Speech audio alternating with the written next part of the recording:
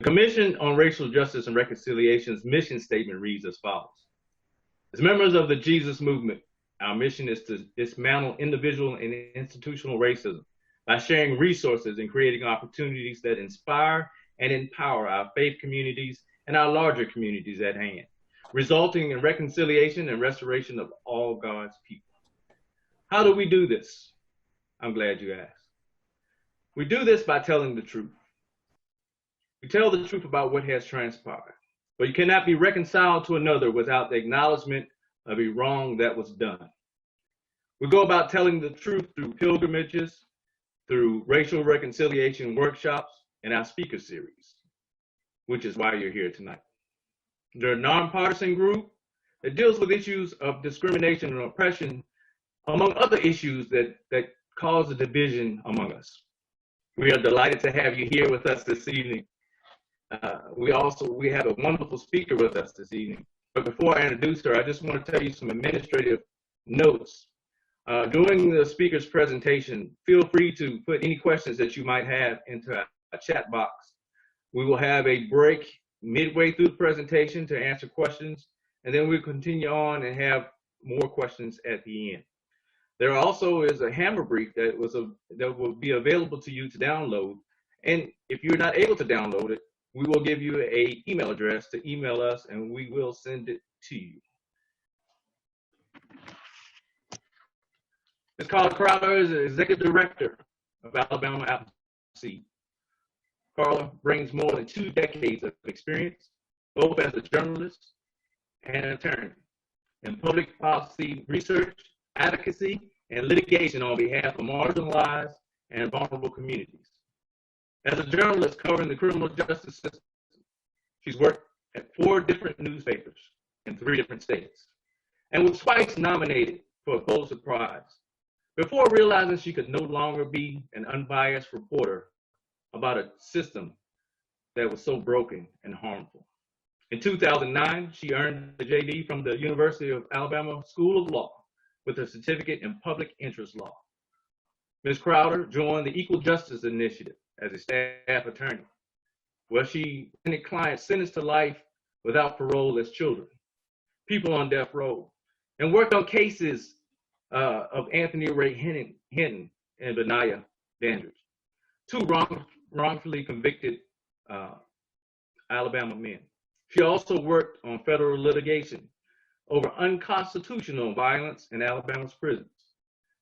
From 2016 to 2018, she worked as Program and Policy Director at the Women's Fund of Greater Birmingham, leading the organization's efforts to develop economic security programs for low-income women and their families. Carla joined Alabama Appleseed in 2019 and directs the organization's policy advocacy agenda centered on the intersection of poverty and the criminal justice system. Appleseed's campaigns challenge policing for profit, laws that needlessly ensnare Alabamans in jails and prisons, and a court system that's funded on the backs of the poor. Ladies and gentlemen, I present to you Ms. Carla Crowder. Thank you. Thank you for having me, and thank you, Clyde, for that introduction.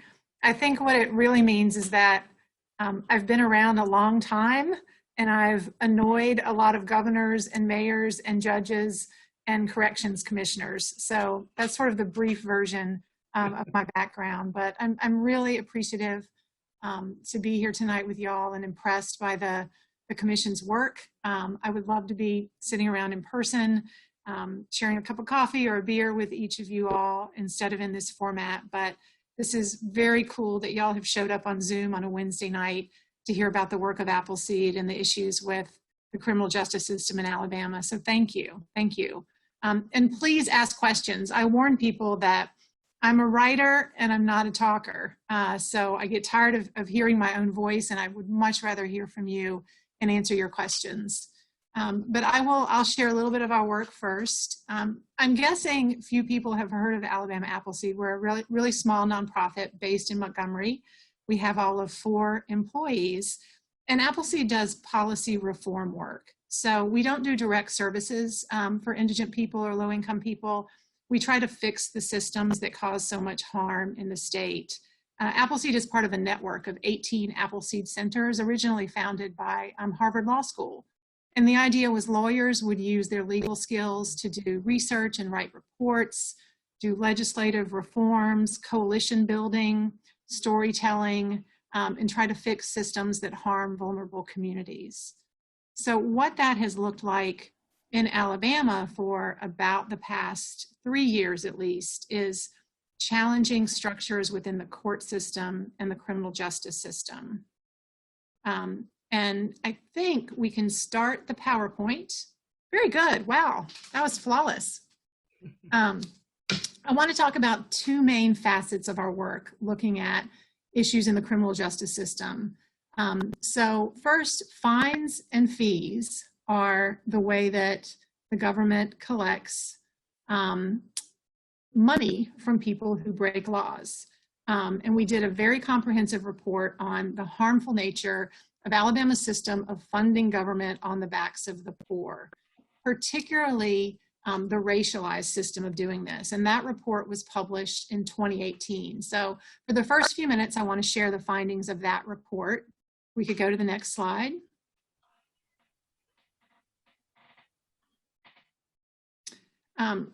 So what this report and our overall work shows, oh, can we go back? That's okay, we don't have to go back if that's too much trouble.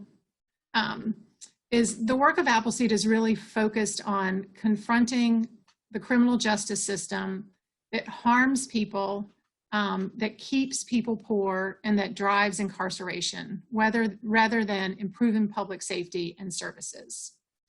So focusing more specifically on court fines and fees and the racial wealth gap, and we can jump to the third slide.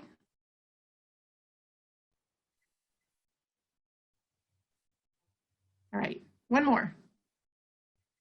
Great. I'll start by just a 20,000-foot overview of the racial wealth gap. And the racial wealth gap is a look at not just income, but wealth. And we need to go back one slide, or I can just talk through it. Can we go back just one? There we go. Oh, that was two. Okay, there we go. Let's stay on that one for just a moment. So what we know about wealth and how important it is, it's a measure of the totality of what a family owns minus debt. So two different families might have the same income, but have different amounts of wealth depending on things like inheritance, property that they own, or debt that they owe, student debt, medical debt. And what we know about Alabama and even across America is that there is enormous gap in the wealth between white families and African American families. So in 2011, for example, your typical white family, even a low income family earning right at poverty level about $19,000, owned about $15,000 in wealth. But a typical Black family earning the same amount owned just $100 in wealth. If you look at overall household wealth, Black families have a nationwide median of about $11,000 in net worth, compared with $134,000 held by white families. And let's talk a little bit on the next slide about the historical causes of Alabama's racial wealth gap.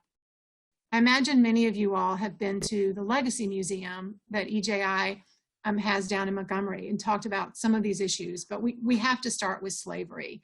So obviously enslaved people could not own property or own homes. And so this is where the wealth gap began. That involved into convict leasing, which is basically the re-enslavement of Black people. So in the 20s, 30s, 40s, up to the 50s, lots of the wealth in Birmingham, the agricultural wealth in South Alabama, was built on the backs of African Americans who were accused of minor crimes, panhandling, loitering, and were forced into labor in steel mills and coal mines and rubber plantations, and they were never compensated for that. So it was a way for the white establishment to continue to get free labor from African Americans. Then further along in the 60s and 70s, it was very difficult for African Americans to purchase homes, which is home ownership is a major source of generational wealth. Because of laws, bank policies around redlining, that made it really impossible for Black families to own homes in certain neighborhoods.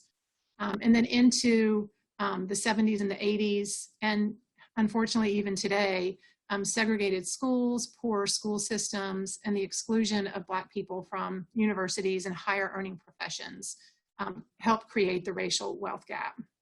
We can go to the next slide.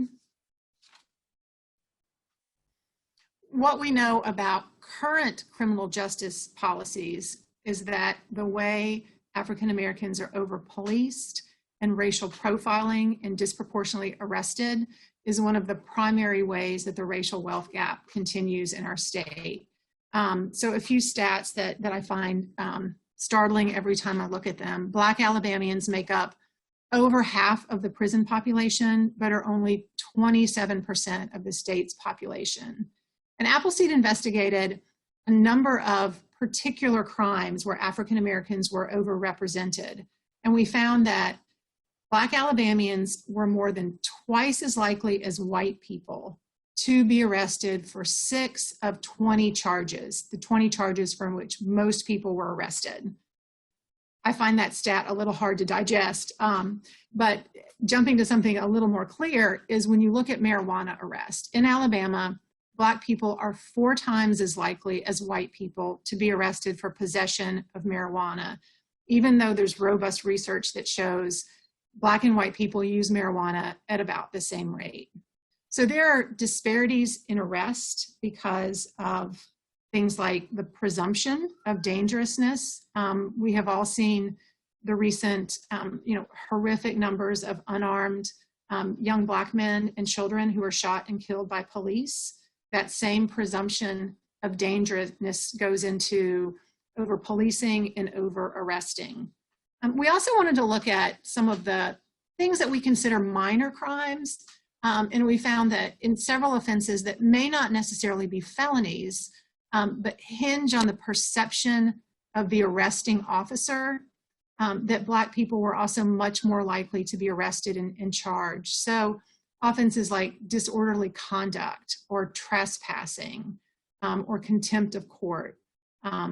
Exponentially more African Americans are arrested and charged and prosecuted for these crimes, which all carry enormous financial burdens, court debt, and other collateral consequences. Let's jump to the next slide. So we learned after the Great Recession of 2008, lots of governments were desperate for revenues. Tax collections were down, and who in the political world wants to raise taxes? Nobody wanted to do that. And so a lot of governments, local governments, state governments, created these hidden taxes in court fines and fees. So what would be a minor fine for something like driving with a busted headlight or an expired tag or even speeding is now somewhere, between $200 and $300, depending on the municipality.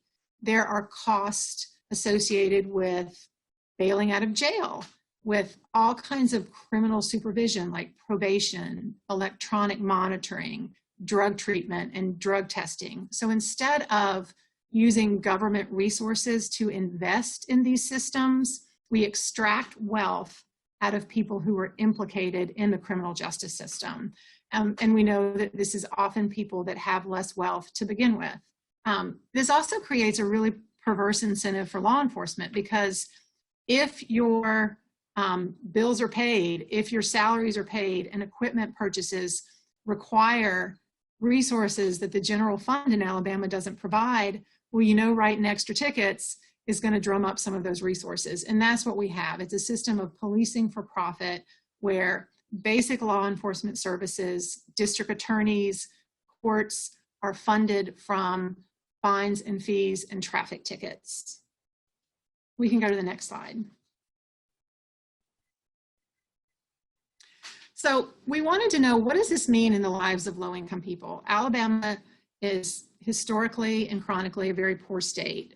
We're typically about the 5th or 6th poorest state in the country. And yet we rely on fines and fees to fund government. So we wanted to see how this impacted the most vulnerable families in the state. In 2008, we surveyed 1,000 people Most of the people we surveyed were low income. We went to legal services offices, reentry centers, homeless shelters, some churches and faith-based nonprofits. And what we learned was that many low-income people were in worse debt that they never expected to get out of because of the effects of fines, fees, and court debts. So 7 of 10 people we talked to had been declared indigent in court, and at some point they'd been appointed an attorney because they were too poor to afford one. About 2/3 didn't have a bank account. More than half were unemployed. About half said if they were booked in jail and needed to get out, they'd be stuck there because they didn't have money for bail. And another half shockingly said they didn't think they would ever be able to get out of their court debt, which means in a lot of cases, they will never get those suspended driver's licenses back. They will never be able to take out a student loan to go back to school. They will never be able to take out a loan to buy a house because they are trapped by court debt. Next slide. Here's an example of a gentleman we spoke to in Huntsville, and his name's Terry. He's a veteran, and at the time that we met him, he was living in a motel with 3 adult children and several grandchildren. And Terry had been working a manual labor job, making about $16 an hour, but his driver's license was suspended. He had 20-year-old debt of about $3,000, and interest kept adding up. It turned into about a $3,500 debt, and there was no way he was able to get the kind of job where he could take care of his family and pay off his debt. So he eventually lost his license, lost his car, had to move his family into a motel because he could walk to his job that paid $12 an hour since he didn't have a car or a license.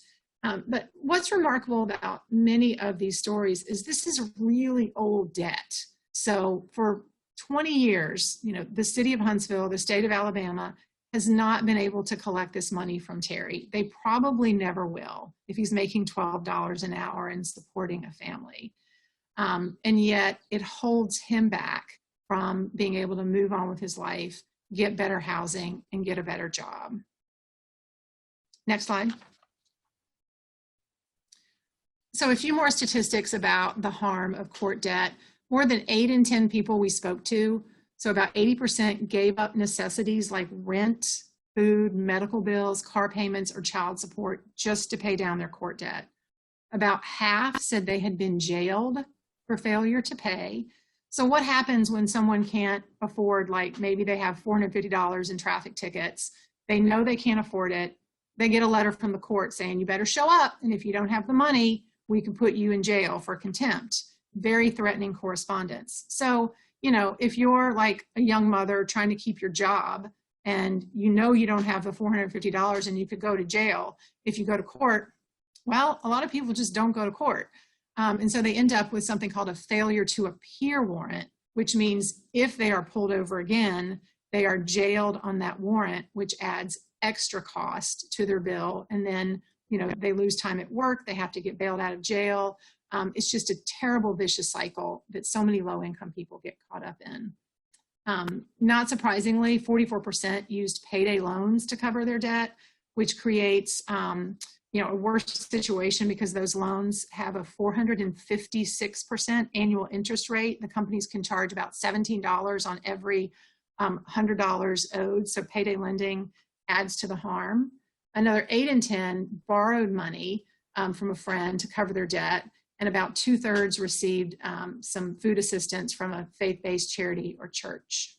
Next slide. And how this contributes to poverty and drives incarceration. So about 4 in 10 people we talked to, and all of these people were, living in the free world. They were not incarcerated people when we talked to them. They admitted to having committed at least one crime to pay off their debt.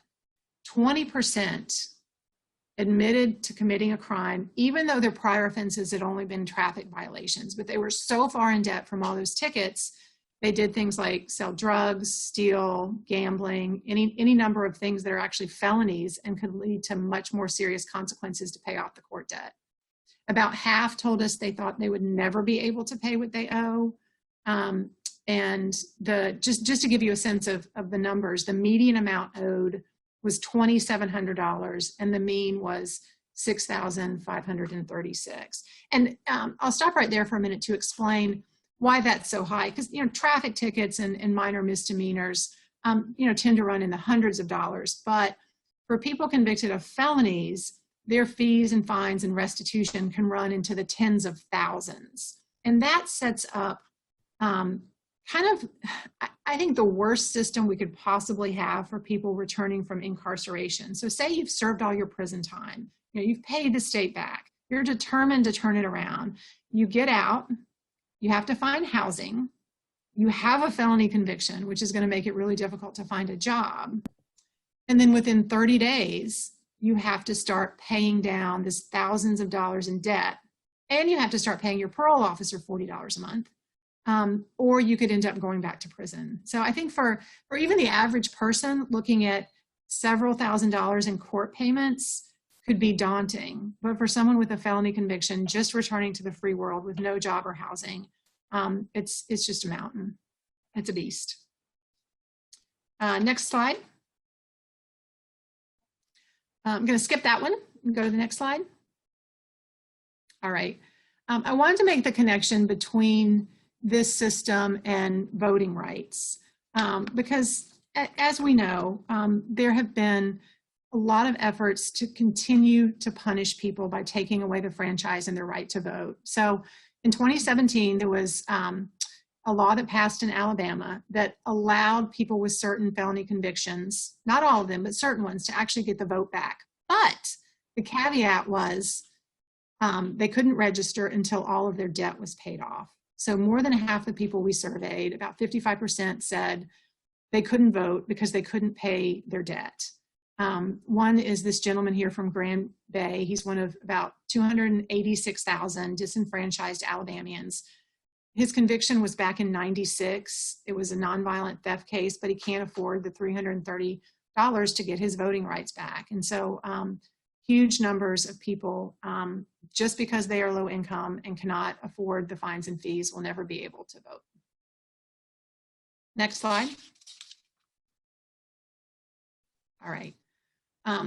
So we have worked in the legislature the past couple of years trying to raise awareness to this crisis. It's tough because legislators don't want to raise taxes. They rely on this money to fund the general fund. There's actually about, I want to say the number is a little over 95 million in court costs, fines and fees, and related expenses that are generated. Most of it goes to the general fund. About 18 million goes to the court system. But it funds things like, oh, there's some money that goes to the Department of Conservation. There's actually some money that goes to a place called American Village outside of Montevallo that has nothing to do with the court system. It's a wonderful educational opportunity for school systems, but we collect money from poor people involved in the justice system and we give it to places like American Village because our lawmakers don't want to raise taxes. So we feel like it is extremely counterproductive in that the repercussions people face from having this debt, from losing their jobs and licenses, continue to hold low-income people back. And the racial disparities, I think, are clear because of the racialized components in the justice system.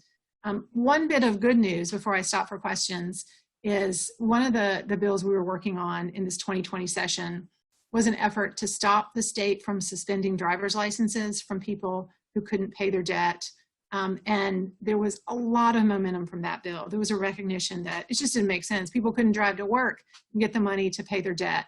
And so that bill made it out of committees and was on the way to being passed, but then the session ended prematurely because of COVID. So I would love to give you all more information about that bill.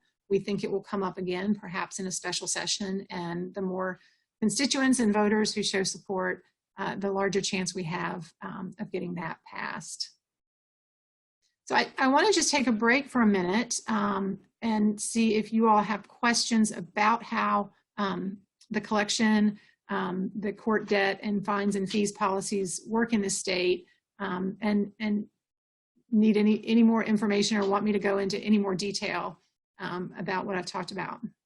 Thank you, Carla. There's great information so far. We really appreciate it. Our first question this evening is what policy changes can be enacted to address or reduce the wage inequity gap or the equity gap over in the state of Alabama and throughout the United States? What do you think we can do as far as policy that can change that?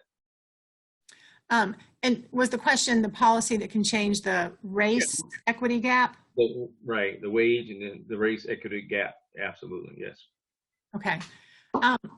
Well, I think we have to recognize that African American communities are over-policed.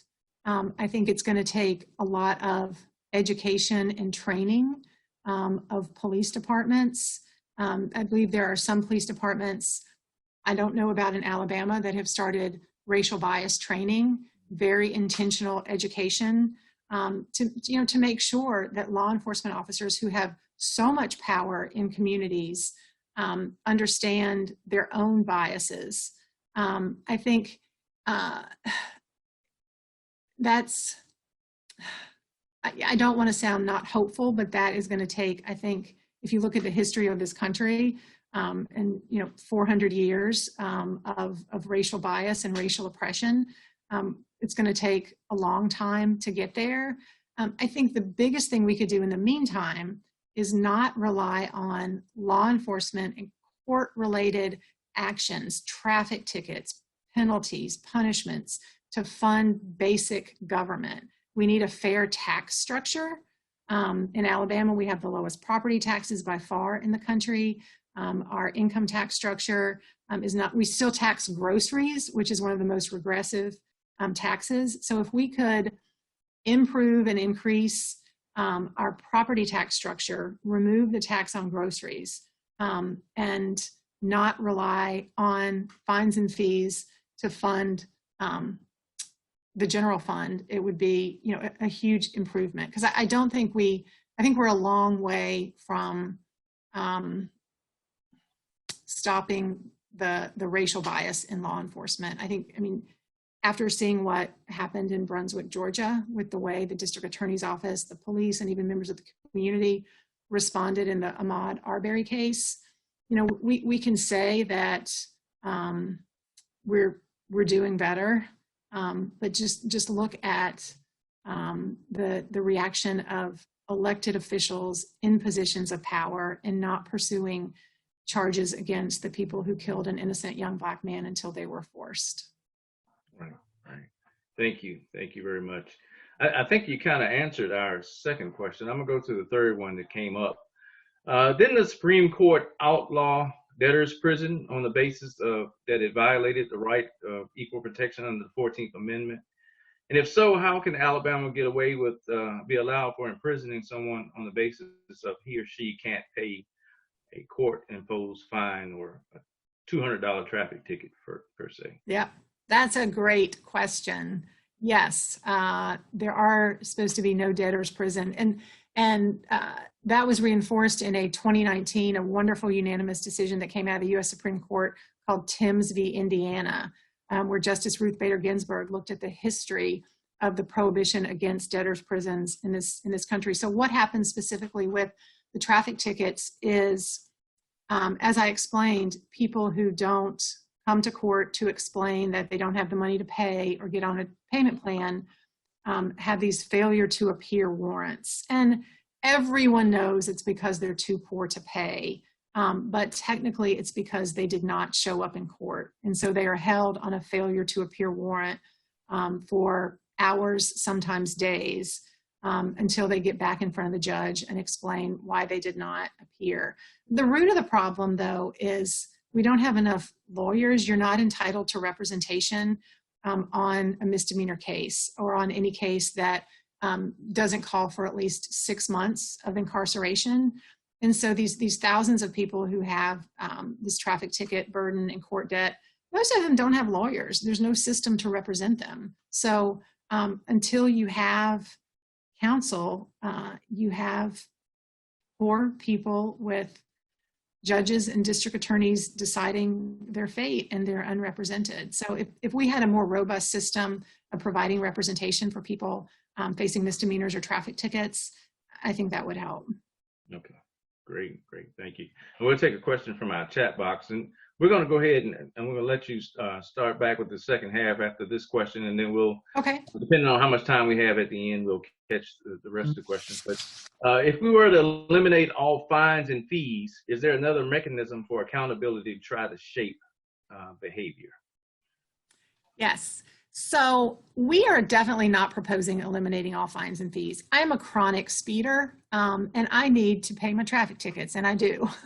But there are some models that are being proposed in other places now. North Carolina is doing a really good job on this, in Texas, and it's ability to pay. So you go to court and the judge assesses your resources, your income, and puts you on a payment plan for a finite amount of time. So what can you reasonably be expected to pay in a year if your income is $12,000 a year and you've got a child to support?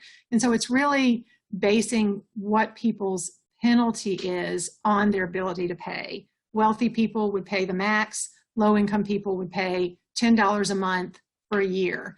So that shows accountability, but it's tagged to ability to pay. And we're hoping to pilot that in some local courts here in Alabama. Okay, great. I have another question. It says, we'll look at this one. It says you have to make weekly payments to be on parole. You mentioned something about making payments on parole. What is in Alabama, I mean, what is the payments that you have to make to your parole officer? How is that? So if you are released from prison before your sentence ends and you're supervised on parole, you're expected to pay $40 a month. Okay. And that is in addition to any fines, restitution. If you don't pay that $40 a month, you can get what's called a technical violation. Parole can be revoked and you have to go spend some time in jail. Okay. I know I said one more question, but I wanted to get to that because that was pretty interesting to me. Please continue on with your presentation, Carla, and we'll catch the rest of the questions at the end. Great. Well, I'm going to shift gears pretty dramatically here because I joined Appleseed in January of 2019. And as Clyde mentioned, I spent a lot of time working at EJI and working with incarcerated people prior to joining Appleseed. And so I really wanted to bring some of that experience into our work on criminal justice reform and prison reform. I've spent probably, between being a reporter and being a lawyer, about 25 years learning about prisons, studying prisons.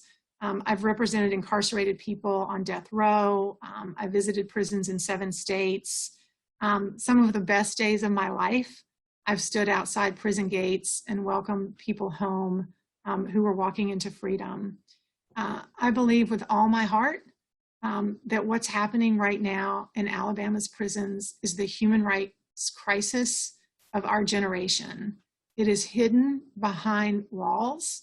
There is some excellent news reporting about what's happened.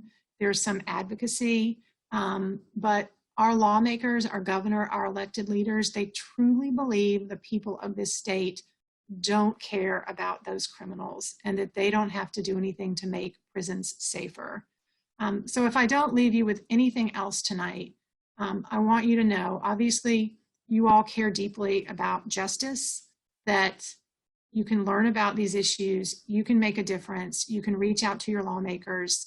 It's going to take all of us to challenge this crisis. So let me share some details from basically what the U.S. Department of Justice found. This is not bleeding heart advocates. This is investigators and attorneys with the U.S. Department of Justice. So back in, we can go to the next slide. In April of 2019, the DOJ released a 56-page report. And what they said was the entire Alabama prison system for men is unconstitutional. So the 8th Amendment prevents cruel and unusual punishment, but just being incarcerated in Alabama is cruel and unusual punishment because conditions are so bad. There's a federal law called the Civil Rights of Incarcerated Persons Act, and it's been on the books close to 40 years. It's the way that the federal government can intervene when states aren't doing their jobs to humanely house people. And what's happened in Alabama is the first time in the history of this law that an entire prison system has been found unconstitutional. We can go to the next slide.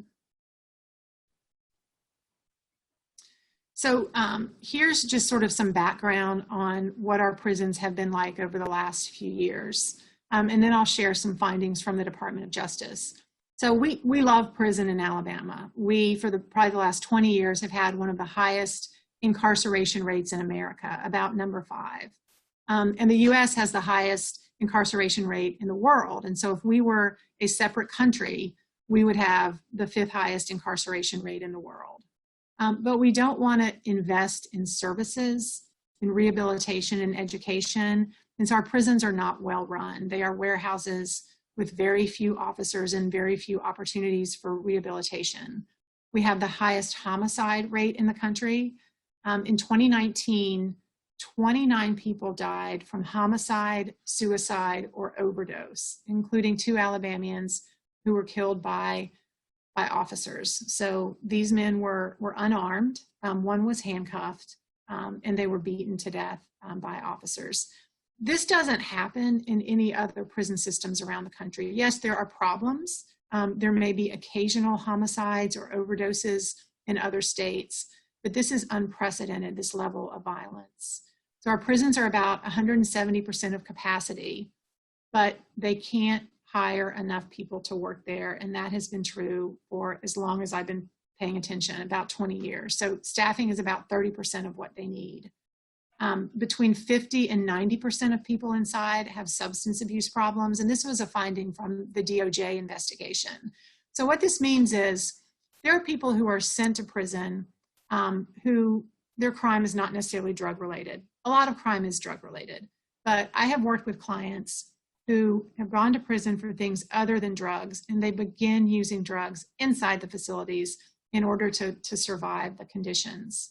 The DOJ found that 3 in 4 people are estimated to be armed for their own safety. And once again, the racial disparities are really glaring. So the rate of incarceration for white Alabamians is about 525 per 100,000. For Black Alabamians, it's over 1,700 per 100,000. And for Hispanic, it's 767 per 100,000. We can go to the next slide. So this is just the findings by the DOJ that we have reason to believe Alabama routinely violates the constitutional rights of prisoners housed in prisons. The violations are severe, systemic, and exacerbated. The high level of violence is too common, cruel, of an unusual nature, and pervasive, and the state must address the concerns. And I'm not sure if I mentioned this before, but this report actually came out when Jeff Sessions was Attorney General. So as you all might know, Jeff Sessions is not known for like being a crusading advocate of civil rights and making things easy for incarcerated people. He is a law and order, tough on crime guy, and yet it was his Justice Department that led most of this investigation and issued these findings. So that kind of tells you how dramatic the problems were. And I want to share some quotes from some incarcerated people because, remarkably, this investigation couldn't have happened if not for incarcerated people who were willing to risk their own safety and share with investigators what was happening. A few months after this report came out, the Montgomery Advertiser did a series of stories where they interviewed incarcerated people, and they quoted very heavily from letters from incarcerated people. And I just want to share one because it's just so telling and so troubling. And the man in prison writes, "I've seen old, elderly people in wheelchairs get jumped on and robbed and get beat real bad. There's nothing you can do about it. Officers don't do nothing. I've seen a man get beat so bad in here, and the officers dragged him back in and put him in the same dorm. This place is like a killing ground. It's like a killing field, and nobody is doing anything about it. When people do get murdered, they say died from natural causes. I've had to put my cover on my head because I've heard so much stuff. I just can't look at it. Everybody is crying out for help here, but DOC, the Department of Corrections, doesn't support help. We don't get yard for exercise. They just lock us up in these dorms. It's unreal. So what came out of that investigation? Correspondence from incarcerated people. It's really troubling. But looking at the slide up now, I think it's important to remember this is a 40-year problem in our state. The quote up now is from a case in 1976 when the wonderful U.S. District Court Judge Frank Johnson, who was out of Montgomery and who did a lot of amazing work during the Civil Rights era, he presided over a prison conditions case back in the 70s that went into the 80s. And it laid out almost identical conditions as what's happening now. I won't read it. I'll let y'all read it on the screen. At the time, there were about 5,000 people incarcerated. That number went up to over 30,000. Now it's well over 22,000. So what has happened is Alabama did not invest in the services, the healthcare, the mental health care, the drug treatment, in the people and the programs outside of prison walls back in the 70s and the 80s and the 90s. We didn't invest in people. We built more prisons. So after this case was settled back in 76, the state added work release centers and it built 5 new prisons. It spent a lot of money on buildings. And for maybe 10 years, there wasn't a lot of federal court intervention. There wasn't a couple of situations where they brought back chain gangs and they used hitching posts for people, so the courts got involved again. But pretty quickly, the new prisons became overcrowded. The guards became violent and mistreated inmates. And we were back in this cycle of constantly being sued in federal court and judges finding our prisons unconstitutional. So I think the evidence is there that the state of Alabama is unable and unwilling to invest in safely housing and rehabilitating all of the people we want to lock up. We've proven it for 40 years. We can't do it. We are working toward reforms that prove people can be treated and served outside of prison walls, that we don't need more prisons, we don't need more cages. We need more opportunities for struggling people to get education, to get drug treatment, to get mental health care. And right now we're not investing in it. I wanna end on a more upbeat note because we do have our successes in this work, as challenging as it is. One of the laws we are continuing to challenge is Alabama's 3 strikes law, the habitual felony offender law. It's one of the harshest in the country. And it means that if you have one Class A felony, even where nobody was injured, physically hurt, you can be sentenced to life without parole in prison if you have any priors. So maybe you got in trouble when you were a teenager, drug possession, breaking and entering, minor nonviolent stuff. And then several years later, you ended up with a Class A felony. Robbery, burglary, doesn't have to be something as serious as homicide or a sex crime, but you can be sentenced to life without parole. And there are about 250 people now that are sentenced to die in prison for crimes that happen where there was no physical injury, non-homicide crimes. And there are another 500 that are serving life without parole under the Habitual Offender Act. And what's happening is our prison population is getting older and older because of these longer sentences, because of repeat offender laws and sentences.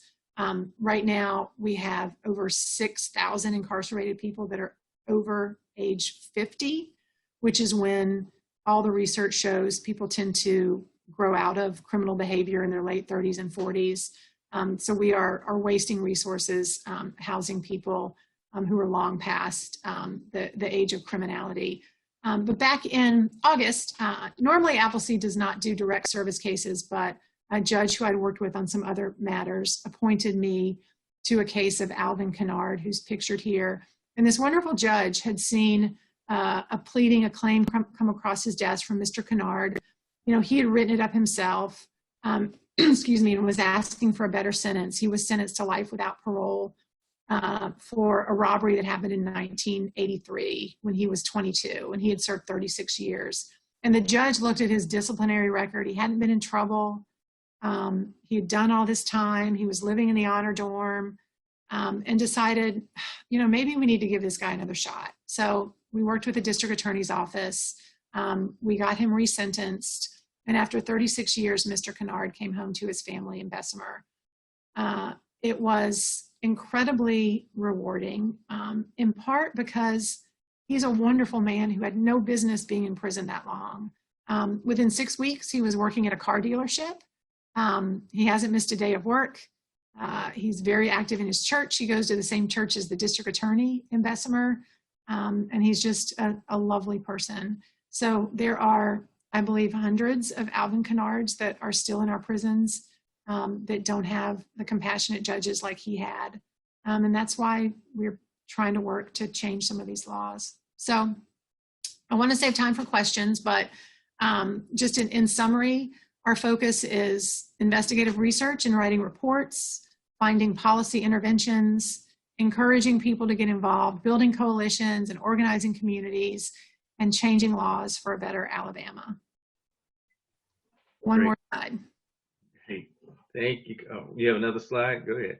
Well, I do want to make sure that everyone on this call can get in touch with us if you want to know how to reach out to your legislator. We have a list you can join for action alerts when certain bills or issues are coming up. You can reach out to your elected official. We're very active on Facebook and Twitter and on our website. So please follow us, like us, retweet us, all that good stuff. All right, great. We thank you so much, Carl. We have another question here in the chat box. So, does your organization work with Alabama Rise, the EJI, Alabama Institute of Social Justice, SPLC, and other similar groups that have common goals to make things happen here in the state of Alabama? And how, if you do work with those groups, how do you work with those groups? Yes. So we have a great group of advocacy groups in Alabama that all tend to work together on some of these issues. So with the criminal justice work, particularly around prison reform, most of the groups you've mentioned, Arise, SPLC, Appleseed, ACLU, Greater Birmingham Ministries, have formed a coalition called Alabamians for Fair Justice. We are trying to bring more directly impacted and formerly incarcerated people in the conversation, but I would love for you all to check out that group's website as well. We do lots of communications to the press. We have a policy platform, and back in February, losing my voice, we had a lobby day where 130 people, many of them formerly incarcerated or parents of incarcerated people, came to the State House and walked the halls and told our lawmakers we want things to be different. So Alabamians for Fair Justice is our biggest coalition now. Many of us are also working together during the COVID era and trying to push jails and prisons to release vulnerable people. We've worked with Arise a lot on payday lending. They've been very active on payday lending. And then we've done some of our reports in collaboration with the Southern Poverty Law Center because, well, there are 4 of us and there are, I think, 350 of them. So they have a lot of capacity to crunch data and to do a much more complicated data analysis. Absolutely. Okay, great. And I don't know if we have another question in the chat box, but I do have, what can we do? That's what I want to know as we kind of close out this evening. What can we do as individuals that are on this call that are serious and know how important these issues are? What can we do right now? Okay, so some of the issues I've talked about seem a little complicated. Maybe you don't understand drug policy or sentencing law, and of course not. I wouldn't expect you to, but I believe you can all communicate with your legislators with a very simple message, and that is Alabama's reliance on prisons and punishment is not working. It is not making us safer, and it's harming people. I want fairer laws. I want investments outside the prison walls. I want drug treatment, mental health care, education, and reentry services, and not a massive new prison system. So in short, it's investing in people and programs and services outside of the prisons, not punishing and locking up more people. Wow. So that's the message. And I would hope that, I imagine many of you all may already reach out to your lawmakers on a regular basis. It's very easy to find your legislator. There's various websites, findmylawmaker.com. Email them, call them, say, I'm a voter, I'm a constituent. I've heard about what's happening with the prisons. I've heard about Governor Ivey's plan to spend billions more on new prisons. I want to talk about other solutions. I want to find out where you stand on criminal justice reform, on drug sentencing, and just demand meetings with your elected officials. I think even talking with judges, talking with sheriffs, talking with your, if y'all could reach out to district attorneys, that would be awesome. And they are obligated to meet with you and to talk with you. They tell us they only hear from people who want longer prison sentences, more prisons, more punishment. They don't hear from people who have concerns about what's happening in the prisons. Thank you. Speaking of more prisons, one of our viewers had asked, they said they read somewhere that we plan to build more prisons. Is that correct? You know? Yes. So for about 2 years, the legislature floated an idea of using traditional bond funding to build 3 new prisons. Our prisons are overcrowded. Many are in fairly bad shape, but they could never pass it because of sort of territorial disputes about, well, you might take the prison out of my community and I would lose jobs. And so, no, you can't do that. So right now where that stands is Governor Ivey has found a way to bypass the legislature through a public-private partnership where private companies will build 3 new mega prisons, each holding between 3,000 and 4,000 people. And the state will then lease those prisons for 30 years at an estimated cost of about $88 million a year. So she wants to obligate taxpayers to pay $2.6 billion, billion with a B, for new prisons. This is wrongheaded in so many ways. They say that they need more room for rehabilitation and programming, which I completely agree. But there's no reason on the massive campuses of the prisons now, they could not construct facilities to do the rehabilitative and educational program that's desperately needed. That's what they did at Tutwiler, the women's prison, which is the oldest and most rundown prison in the state. They didn't knock it down and build new ones. They added facilities for training, for family visits, for the programs that they need. So the problem is that Alabama doesn't have enough money to pour $88 million a year into these buildings and add the kind of treatment and services that we need. We'll get new buildings. We won't get rehabilitation. We won't get rid of corrupt officers who are the source of drugs into the prison. We won't get rid of corrupt management who have overseen the violence. The people and the problems will be the same. The buildings will just be really expensive. That's great. Thank you. Thank you so much for that. I just want to remind everyone that the Hammer brief, that talks about the prisons, is available in the chat box. You can, if you're on your computer, you can download that. We will have an email address that will come up later. If you're on your phone, you can't download it. We will email it to you. So Carla, again, we thank you so much for being with us this evening. I tell you what, there's some important issues, and we all can get involved in these issues. We thank your audience for being here. I know it's a Wednesday evening, and we're all at home for the most part, and you probably zoomed out. But thank you for joining us for this Zoom and our speaker series.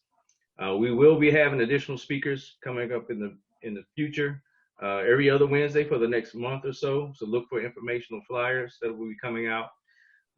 You will have a slide that will come up here on the screen shortly that will give you the website for additional information and about our speaker series, as well as the other work of the commission.